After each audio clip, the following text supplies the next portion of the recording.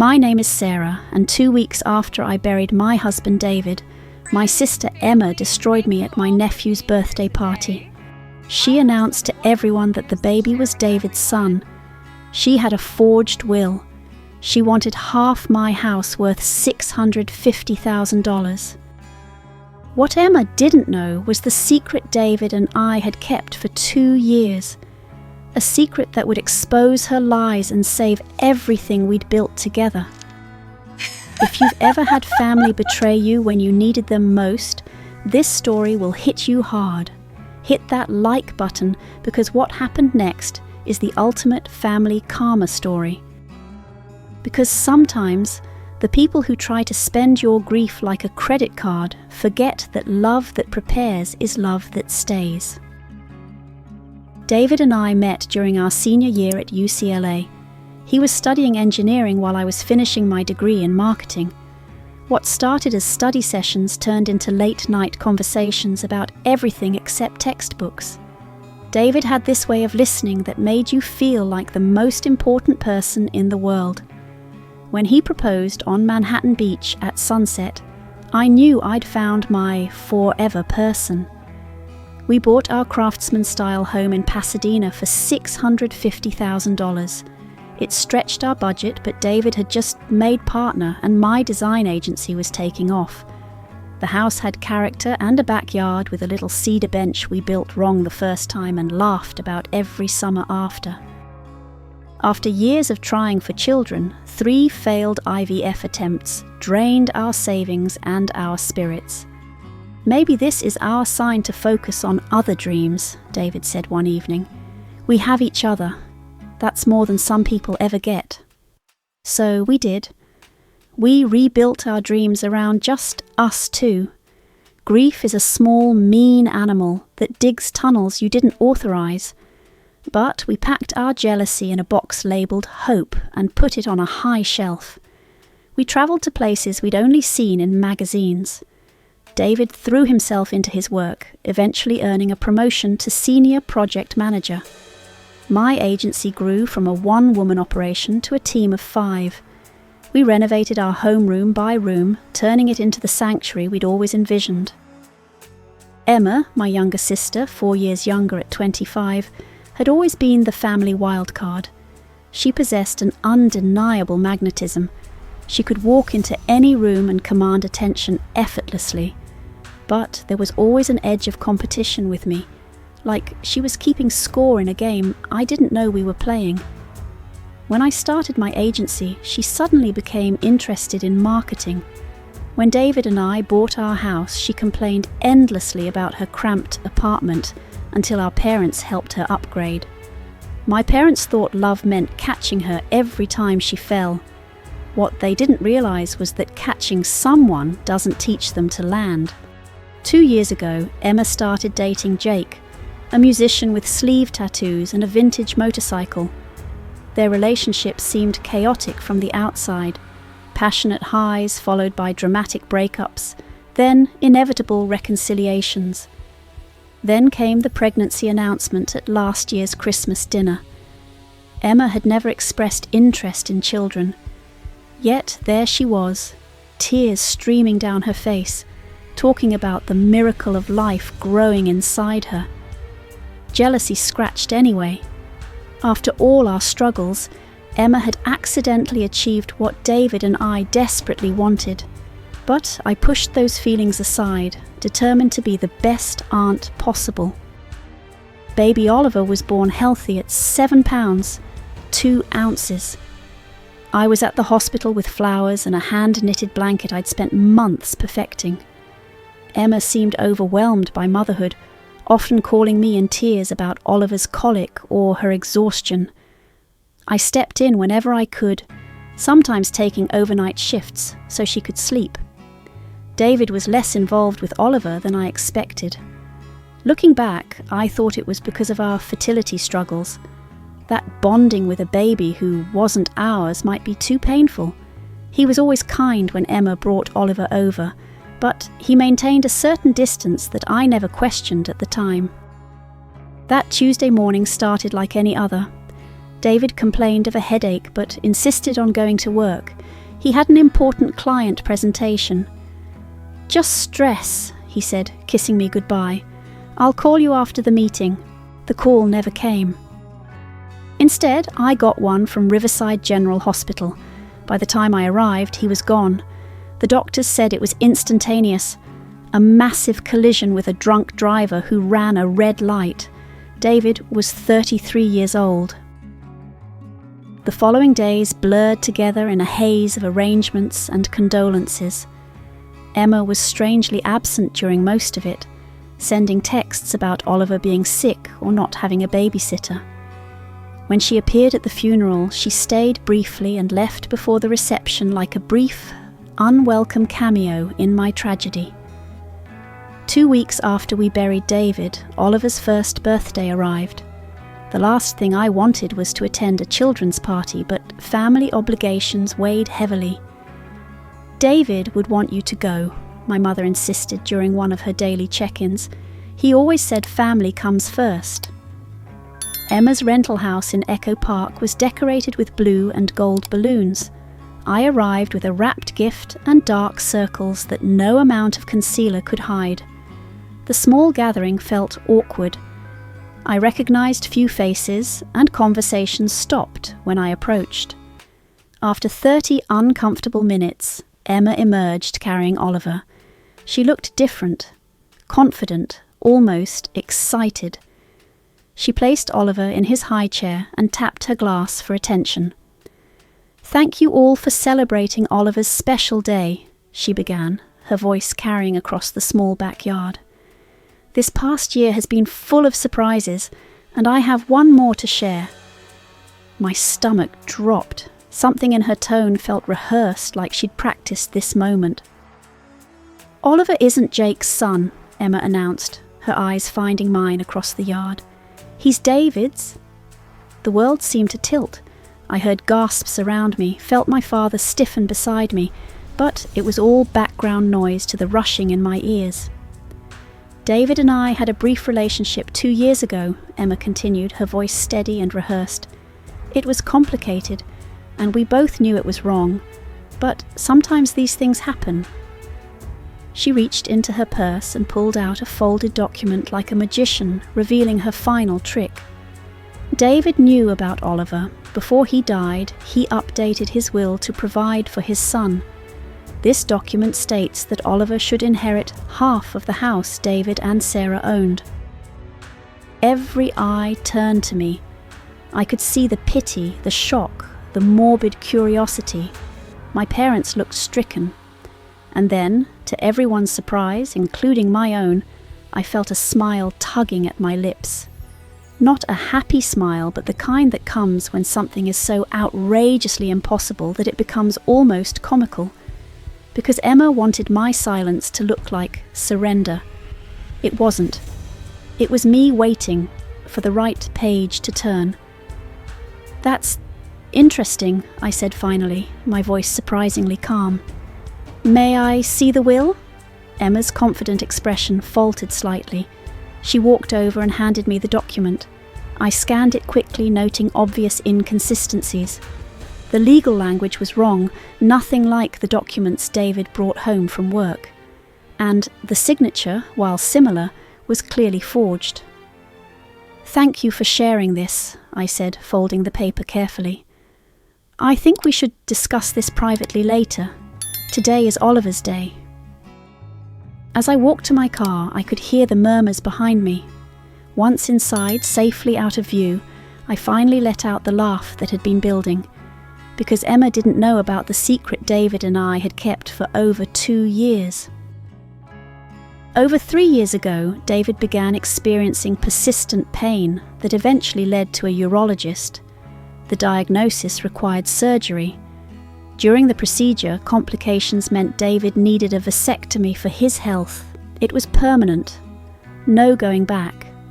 It was a difficult decision, especially given our fertility struggles, but we agreed it was best for David's health. The vasectomy was performed nearly 2 years before Oliver was conceived, making it biologically impossible for David to be the father. We kept this information private. After years of invasive questions about our childless status, we'd learned to guard our medical privacy carefully. Only David, myself, and his doctors knew. After the surgery, David made a prediction that seemed paranoid at the time. "Emma's not done," he said during his recovery. "I have a feeling she might try something more dramatic someday." I laughed it off, but David was serious. The next week, he scheduled an appointment with our attorney, Michael Rodriguez. I accompanied him as David detailed Emma's behavior and his recent medical procedure. "Document everything," Michael advised. "The unwanted advances, medical records, even text messages. Better to have it and not need it than wish you had it later."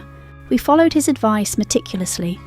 David updated his will through proper channels, ensuring everything would come to me. Michael kept copies of all documents, and we placed originals in our bank safety deposit box. "Just in case," David had said when we locked the box.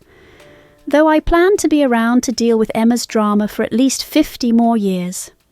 Because love that prepares is love that stays." And David's love was about to prove just how far preparation could reach. The morning after Oliver's party, I drove straight to the bank. The manager, who'd known David and me for years, expressed condolences as he led me to the vault. Inside our safety deposit box was everything I needed: David's legitimate will, medical records detailing his vasectomy, documentation of Emma's inappropriate behavior, and at the bottom, a sealed envelope with my name. With trembling hands, I opened David's letter. "My dearest Sarah, if you're reading this, something has happened to me and you've needed these documents. I hope it's many years from now when we're old and grey. But if not, if Emma has tried to hurt you in my absence, please know I tried to prepare for every possibility. Use these documents to protect yourself and our life together. I love you beyond measure. Whatever happens, remember that. David." Tears streamed down my face as I felt his love and protection reaching across time. My thoughtful husband had anticipated this exact scenario. His love reaching across time to protect me. I called Michael Rodriguez immediately and scheduled an appointment. Within hours, I also had Frank Morrison, a private investigator Michael recommended, looking into Emma's current situation. 3 days later, Frank's report painted a devastating picture. Emma was drowning in debt, over $85,000 spread across credit cards, personal loans, and medical bills from Oliver's surgery for a congenital heart defect. She was facing eviction and had been rejected for multiple loans. Jake had abandoned them 6 months after Oliver's birth, moving to Portland with a new girlfriend. He was paying minimal child support, and even that sporadically. Most damning were printed text messages between Emma and her friend Lisa.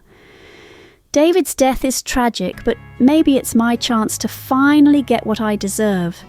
That house is worth at least $650,000 now. If I play this right, I'll have a nice nest egg for Oliver and me." The calculated coldness of her words made me physically ill. This wasn't desperation. This was premeditated fraud designed to capitalize on my grief. She had tried to turn my loss into her leverage. It was time to end this charade. I called Emma the next morning. "We need to discuss the will," I said when she answered. "Can you come to my house tomorrow afternoon? Just you." "I knew you'd see reason," she replied smugly. "I'll be there at 2. The next day, I prepared carefully. At exactly 2 o'clock, Emma arrived looking polished and confident. I led her to the living room where I'd set up 2 chairs with a coffee table between them, complete with a recorder and a folder of documents. "I hope you don't mind if we record this," I said. "Given the legal nature of our discussion, it seems prudent." Emma nodded eagerly. "Of course, I want everything documented properly." I turned on the recorder, stating the date and confirming Emma's consent. Then I sat back, studying my sister's face. I didn't raise my voice. I was about to raise proof. Before we discuss your will, I'd like you to tell me exactly what happened between you and David. Emma launched into her rehearsed story. According to her version, she and David had connected during a rough patch in my marriage. There wasn't one. They'd met at a downtown hotel several times where David confessed his unhappiness and desire for children. Oliver was conceived during these encounters. He always planned to tell you, she said, eyes wide with practiced sincerity. But when Oliver was born with heart problems, he didn't want to add stress. He promised he'd provide for his son, though. I listened without interrupting, noting inconsistencies in her timeline and details that contradicted David's actual schedule. When she finished, I began asking specific questions. Which hotel? What room numbers? What days of the week? What did David order from room service? Emma grew increasingly flustered, her answers becoming vague or contradictory. "Why does any of this matter?" she finally snapped. "The point is, Oliver is David's son, and the will proves David wanted to provide for him." "Actually," I said calmly, opening my folder, "both claims are demonstrably false." I placed the medical records on the table and watched her face carefully. "Emma, nearly 2 years before Oliver was conceived, David had a vasectomy. It was completely successful, confirmed by follow-up tests, which means it was physically impossible for him to father a child after that procedure." Emma's face drained of colour as she picked up the medical records with trembling hands. The confidence she'd worn like armour began to crack. These could be fake," she whispered. "They're not," I replied. "David's doctor is prepared to testify to their authenticity." Next, I produced David's legitimate will. This is David's actual will, prepared by Michael Rodriguez and witnessed by 2 attorneys. As you can see, it leaves everything to me with no mention of Oliver. Emma's confidence crumbled visibly. "The will you have is a forgery," I continued, "a poor one. Creating fraudulent legal documents is a felony in California, punishable by up to 5 years in prison."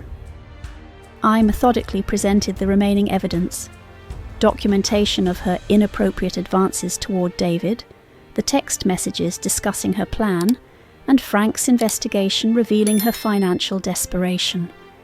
"We know everything, Emma," I said as she sat in stunned silence. "The question now is, what happens next?" Paper beats volume, always. For a long moment, Emma didn't speak. Then she began to cry. Not her usual theatrical tears, but deep, body-racking sobs that came from somewhere real. "I didn't know what else to do," she finally gasped. "I'm going to be homeless. Oliver and I will be on the street in 2 weeks. Jake left us with nothing. The medical bills keep coming. I thought if I could just get some money from the house." "So you decided to destroy David's reputation?" I asked, my voice hardening. "To tell everyone he cheated on me? To forge legal documents?" "Gull." "I was desperate," she shouted, her sadness turning to anger. "You have everything. This house, a successful business, everyone's respect. What do I have? A baby with heart problems, $85,000 in debt, and an eviction notice." Her raw honesty, stripped of manipulation, reached something in me. Not forgiveness, but perhaps understanding. Grief makes us all desperate in different ways. "Oliver is Jake's son, isn't he?" I asked more gently. She nodded, wiping her eyes. "Yes. David never touched me.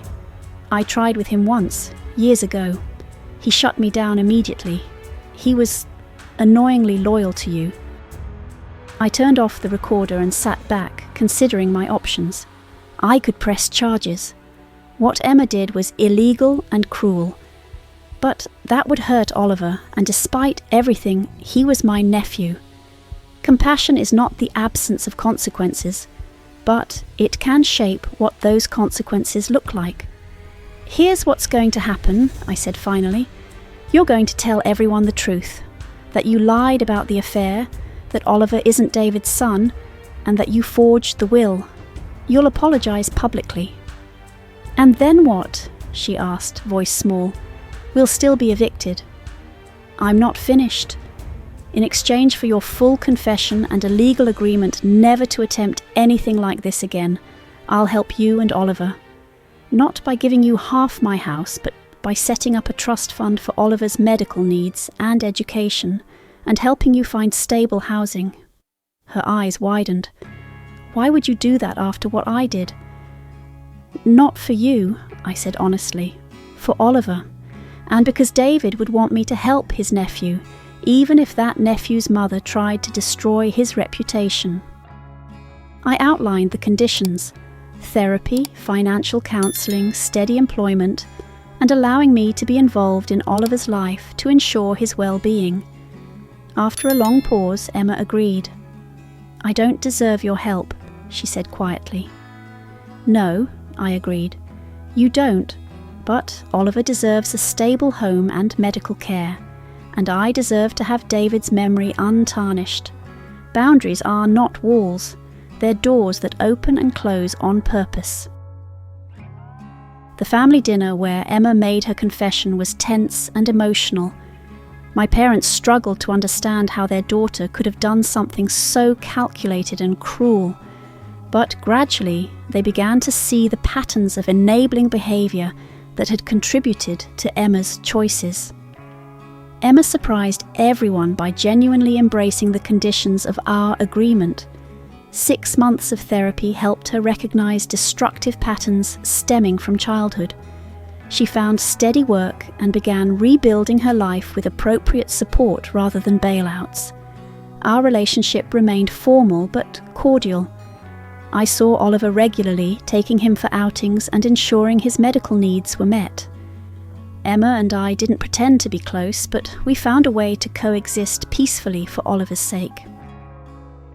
Standing in my garden today, watching the roses David planted bloom for the second time since his death, I reflect on everything this ordeal taught me. That family relationships need boundaries to remain healthy. That documentation isn't just legal protection, it's emotional necessity. That forgiveness doesn't mean forgetting or allowing harmful patterns to continue. David's foresight became my shield, his preparation my armour. His journal entries validated my experiences when others tried to dismiss them. His medical records provided undeniable proof when I needed it most. I learned about my own strength, that I could face betrayal, navigate legal complexities, and make difficult decisions while processing devastating loss. I found ways to honour David's memory while building a new life. The most important lesson: sometimes the most painful betrayals force us to find strength we never knew we had. David couldn't have known exactly what would happen after he was gone, but somehow he prepared me to face it. In that way, his love protects me still. If you've ever faced betrayal within your family, remember this: protect yourself with documentation and boundaries. The people who truly love you will respect those boundaries. The ones who don't were never safe for you to begin with. So here's my question for you. Have you ever had a family member try to destroy you when you were at your lowest? Someone who was supposed to protect you but chose to betray you instead? Drop your story in the comments. I read every single one. And if this story taught you something about protecting yourself from toxic family members, smash that like button and subscribe for more real-life karma stories. Because sometimes the people closest to us are the ones we need to protect ourselves from the most. So remember this when someone tries to spend your grief like a credit card. I don't raise my voice, I raise proof. Paper beats volume. Always.